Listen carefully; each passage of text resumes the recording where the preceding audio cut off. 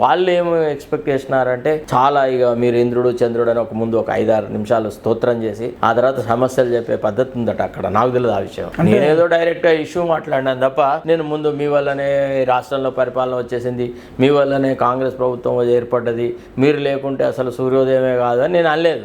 నాకు తెలియదు ఆ విషయం. నాకు అంత లౌక్యం తెలియదు. నేనేదో పోయి పిసోడ్ లెక్క జియోఎంఎస్ నెంబర్ 46 వల్ల గ్రామీణ ప్రాంతాల వాళ్ళకి అన్యాయం జరుగుతుంది సార్, మీరు కూడా గ్రామీణ ప్రాంతాల నుంచి వచ్చిన వాళ్ళు చూడండి ఒకసారి, ఎక్కువ మార్కులు వచ్చిన వాళ్ళకి ఉద్యోగం ఇవ్వకుండా తక్కువ మార్కులు వచ్చిన వాళ్ళకి ఇస్తే ఎట్లా, ఇందులో నష్టపోయే వాళ్ళందరూ బీసీ ఎస్సీ ఎస్టీలు, ఇట్లాంటి మాటలు మాట్లాడుతుంటే అవి ఆయనకి రుచించలేదు. అంటే కొత్త ఏవగింపుగా. మిమ్మల్ని ఏం పిలిచిండు సార్ అన్నాడా? నన్ను ఏది అనలేదు. ఆయన సార్ అనలేదు, ఏమలేదు, అన్న అన్నాడు ఒకసారి.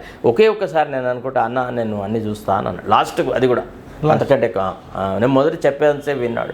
విన్నప్పుడు కూడా అతనికి అంత ఆసక్తి కనపడలేదు. అంటే ఇన్ సెన్స్ ఇదంతా నాకు తెలుసులేవా